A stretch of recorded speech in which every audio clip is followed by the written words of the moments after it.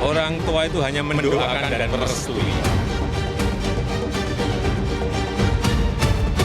Apa iya teman yang selama ini bersama kita, saudara yang selama ini bersama kita, keluarga yang selama ini bersama kita, kok bisa nggak sama kita lagi?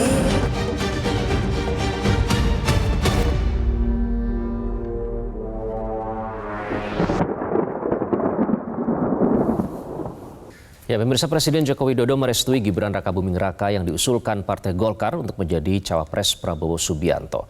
Inikah tanda akhirnya Presiden Joko Widodo pisah jalan dengan Megawati Soekarno Putri? Kita akan membahasnya bersama pengamat politik Ikrar Nusa Bakti. Selamat pagi, Prof. Ikrar. Selamat pagi, Bung Iqbal. Pagi, kemudian ada Wasekjen Gerindra, Mas Andi R. Wijaya. Mas Andi, selamat pagi. Pagi, Mas Iqbal. Dan nanti juga akan bergabung politikus PDI Perjuangan, Mas Hinton Pasaribu. Sambil menunggu, saya ingin ke Prof. Ikrar terlebih dahulu. Prof. Ikrar, tadi kita sudah mendengarkan sendiri pernyataan dari Presiden Jokowi ya. Sebagai orang tua hanya bisa mendoakan dan merestui. Mendoakan, oke, pasti orang tua mendoakan anaknya. Nah, kita fokus di merestui. Apa arti restu Jokowi? Karena restu ini datang dari seorang presiden merestui anaknya yang akan maju dalam kontestasi Pilpres 2024, Prof. Ikrar. Ya, jadi kita harus melihat ya, persoalan ini bukan persoalan bagaimana kita memilih pemimpin bangsa kita ya. Ini bukan cuma sekedar persoalan seorang anak direstui oleh bapaknya menjadi cawapres untuk maju di dalam Pilpres 2024 ini ya. Tapi ini persoalan terkait dengan apakah patut atau tidak patut, apakah kemudian ini juga sesuai dengan aturan hukum yang berlaku atau tidak, dan sebagainya ya. Sekarang begini ya, maksud saya begini, kalau misalnya Jokowi itu bukan Presiden Republik Indonesia yang sedang berkuasa, saya yakin itu tidak akan ada masalah.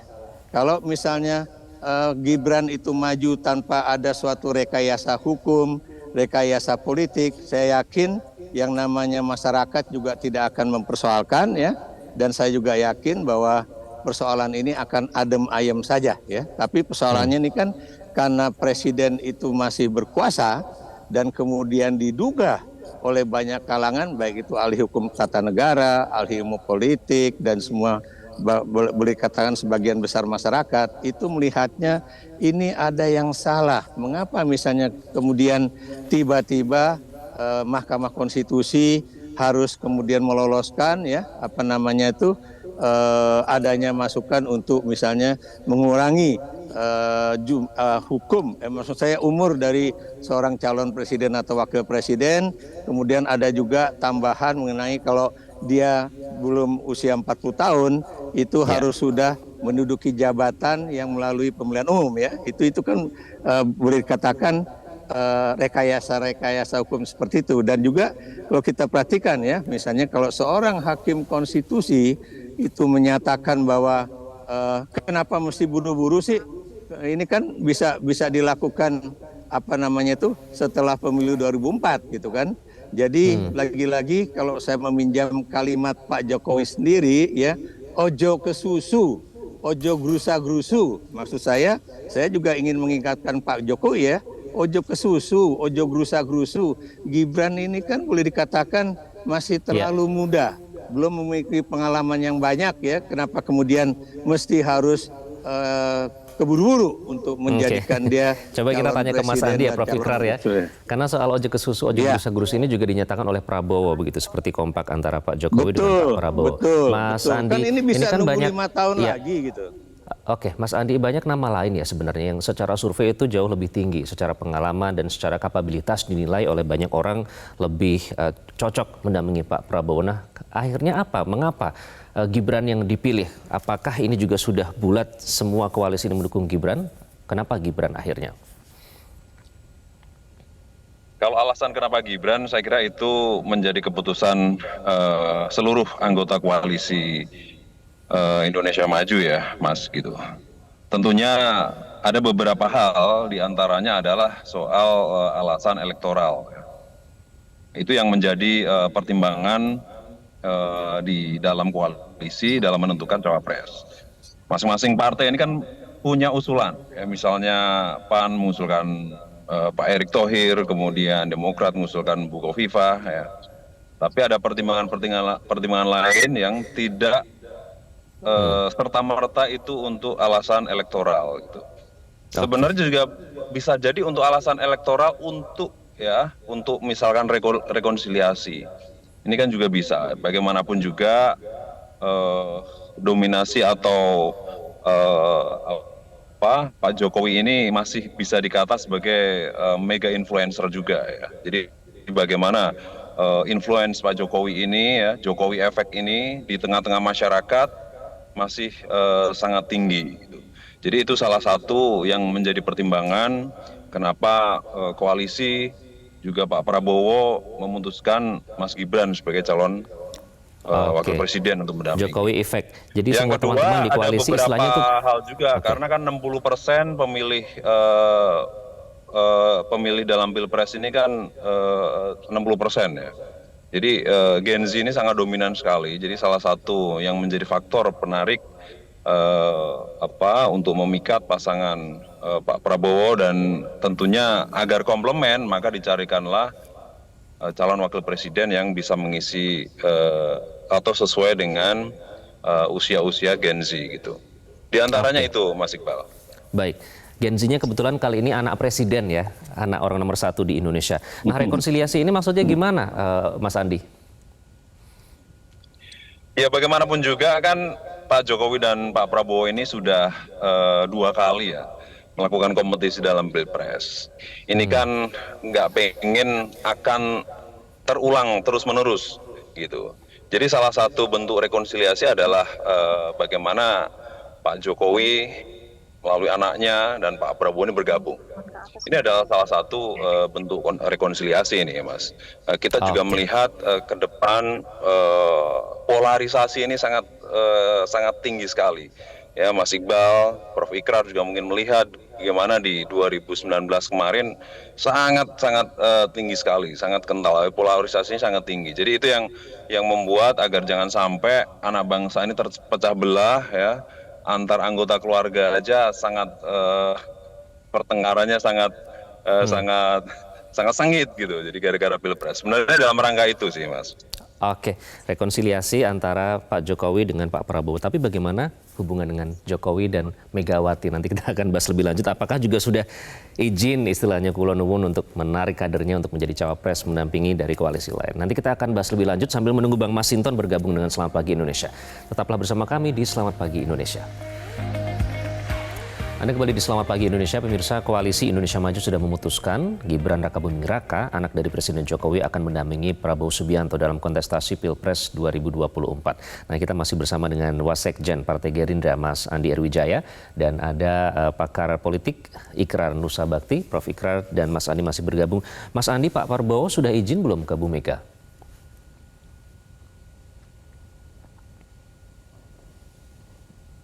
Sebenarnya ini kan domain dari Mas Gibran, ya, karena kita kan meminta ke personnya, dan Mas Gibran sudah izin ke PDIP. Ini kita serahkan ke Mas Gibran. Oke, nanti Gibran yang akan menjalin komunikasi itu. Nah, tapi ada komunikasi yang jalin nggak antar ketua umum, ya, Mis? Ini kan kader PDI Perjuangan menyeberang ke koalisi lain begitu. Komunikasi antar ketua umum sendiri gimana antara Prabowo dengan Bu Mega, Mas Andi? Pak Prabowo dengan Bu Mega sebenarnya nggak ada masalah, Mas. Jadi dalam komunikasi antar elit nggak ada masalah. Ini kan mungkin, ya, ada soal karena person saja, ya, yang akan diminta bergabung sebagai cawapres. Jadi berbicaranya dengan Mas Gibran yang di Pinang, dan ini udah bicara juga dengan Pak Jokowi, kemudian juga dengan Mas Gibran langsung, dan Mas Gibran sinyalnya memberikan persetujuan. komunikasi dengan partai, dengan PDIP, dan itu sudah dilakukan gitu. Jadi kami bukan dalam kapasitas untuk komunikasi dengan partai Mas Gibran gitu, tapi kami dengan personnya Mas Gibran. Dan fenomena seperti ini sebenarnya juga pernah terjadi juga ya. Dulu 2004 Pak JK maju bersama Pak SBY, padahal Partai Golkar punya calon sendiri waktu itu. Jadi Wiranto dan Solahuddin Wahid. 2014 terulang lagi. Jadi Pak Jokowi ini mengambil kader Golkar, ya, Pak Yusuf Kalla, di mana Golkar waktu itu tidak mendukung Pak Jokowi. Jadi fenomena politik seperti itu biasa gitu. Jadi yang pendekatannya adalah Mas Andi, ya, komunikasi ini sudah sejak kapan dilakukan, Mas Andi? Komunikasi yang tadi Anda nyatakan sudah dengan Gibran, sudah direstui Jokowi, ini sudah sejak kapan dilakukan? Sudah lama, Mas. Jadi semenjak ya penjajakan semenjak setahun yang lalu sudah dilakukan lah ya, Pak Prabowo dengan Mas Gibran ya, kemudian penjajakan dengan Pak Erik, dengan Bu Kofifa, ya termasuk dengan Caimin ya waktu itu, bahkan kami sempat berkoalisi dengan PKB, itu sudah dilakukan setahun yang lalu. Namanya menjelang tahun politik kan pasti cawapres pasti melakukan komunikasi politik yang ya untuk mendorong dinamika politik untuk inilah ya, untuk mencocokkan lah ya. Sudah dilakukan lama gitu, berkali-kali sudah melakukan komunikasi termasuk juga dengan Pak Jokowi. Sudah lama dilakukan komunikasinya termasuk dengan Pak Jokowi. Prof. Ikrar, bagaimana Anda memandang ini? Katanya tidak ada masalah antar ketua umum, antara Pak Prabowo dengan Bu Mega. Tapi Anda melihat bagaimana hubungan antara Pak Jokowi dengan Bu Mega setelah ini? Karena Puan Maharani juga menyatakan ya, tadinya teman, saudara, keluarga, kok bisa nggak sama kita lagi? Apakah memang benar sesuai dengan pernyataan tadi baik-baik saja dan ini hal biasa katanya? Gini, kalau kita lihat ya, dalam politik itu memang tidak ada apa yang abadi ya. Maksud saya teman ataupun musuh, saya nggak mengatakan musuh tapi kontender ya, pesaing di dalam pilpres itu bisa saja berubah-ubah ya. Karena memang ada kepentingan. Jadi kepentingan itu lebih abadi dibandingkan dengan persoalan pertemanan ataupun persaingan gitu kan. Nah, saya ingin menanggapi dulu Bung Andi Wijaya tadi ya, yang saya maksud sini, kalau kemudian ini adalah bagian rekonsiliasi politik, sebetulnya Pak Jokowi itu dan PDIP sudah melakukan politik akomodatif ya pada tahun 2019 itu, yaitu dengan memasukkan Pak Prabowo Subianto dan juga Sandiaga Uno ke dalam kabinet ya, dan itu nyata. Mereka itu sudah menjadi anggota kabinet ya. Pak Prabowo itu hampir 5 tahun ini ya, dan kemudian Pak Sandiaga Uno itu menggantikan sebagai Menteri Menparekraf ya waktu itu karena beliau mengundurkan diri. Jadi rekonsiliasi yang dimaksud dengan Mas Andi itu yang mana? Karena rekonsiliasi bahkan bukan rekonsiliasi lagi ya, tapi sudah menjadi koalisi di dalam pemerintahan itu sudah terjadi 2019 sampai 2023 ini, bahkan sampai 2024. Nah, ini yang menjadi persoalan tadi saya katakan ya. Saya yakin PDIP sendiri tidak mempermasalahkan persoalan apakah kadernya itu diambil oleh partai lain untuk kemudian diajukan menjadi calon presiden atau wakil presiden. Tapi yang menjadi persoalan itu apakah sudah ada yang disebut tadi Anda katakan permintaan izinnya dan sebagainya. Sebab kalau Anda lihat ya, dalam Rakernas PDIP terakhir kemarin ya, atau bahkan setelah Rakernas itu Gibran masih menyatakan akan tegak lurus dengan Ketua Umum PDIP Megawati Soekarno Putri dan kemudian akan patuh apapun akan diperintahkan ya, termasuk juga misalnya ketika ada ajakan dari Badan Pemenangan Nasional Ganjar Pranowo dari PDIP. Jadi persoalan-persoalan itu sebetulnya sudah dikatakan oleh Gibran bahwa dia akan patuh, tapi kan Anda tahu di detik-detik terakhir atau di hari-hari terakhir dia akhirnya tetap saja menyeberang ya. Kalau menurut saya ini juga belum tentu pilihan Gibran sendiri ya. Saya yakin ini pilihan bapaknya yaitu Presiden Jokowi. Kenapa demikian ya? Karena kalau Anda lihat ya, Gibran itu kan masih muda kalau dalam buah-buahan itu ya. itu kalau masih muda Anda makan pasti nggak enak lah gitu kan. Atau kemudian kalau Anda buah muda itu dikasih karbit ya, itu juga warna dan juga rasanya akan tetap aja nggak enak gitu. Nah ini yang ya, apalagi kalau kemudian masuknya. Tadi kalau misalnya Mas Andi bilang soal ya itu kalau masalah komunikasi dengan PDIP ya itu nanti urusannya Gibran istilahnya yang paling memiliki kapasitas untuk berkomunikasi dengan PDIP karena memang Gibran adalah merupakan seorang kader PDIP. Menurut Anda bagaimana? Apakah ini artinya komunikasi antara sang ayah Jokowi ini tidak berjalan dengan Megawati sehingga harus Gibran yang melakukan semuanya? Sementara pada saat kita bertanya ke Ibu Puan Maharani bilang katanya ya tanya saja langsung sama Gibran, tanya saja langsung sama Pak Jokowi. Bagaimana Anda melihat komunikasi ini? Ya, itu menunjukkan betapa memang komunikasinya tidak lancar ya. Selama ini teman-teman di PDIP ya, termasuk Pandana Baban yang berbusa-busa ngomong di televisi, kemudian di berbagai kesempatan dia mengatakan bahwa hubungan Bu Mega dengan Pak Jokowi itu baik dan itu mereka udah seperti anak dengan ibu dan kemudian macam-macam lah ya. Itu teman-teman di PDIP ingin menyanggah bahwa ada persoalan ya. Dan menurut saya lagi-lagi ya, saya melihat Gibran ini hanya pion di dalam permainan catur ya yang dimainkan oleh bapaknya dan juga bukan cuma bapaknya, pemimpin-pemimpin politik ya yang ada di koalisi Indonesia Maju itu ya untuk kemudian dipaksakan menjadi calon wakil presidennya Prabowo. Saya beri contoh terakhir aja lah ya.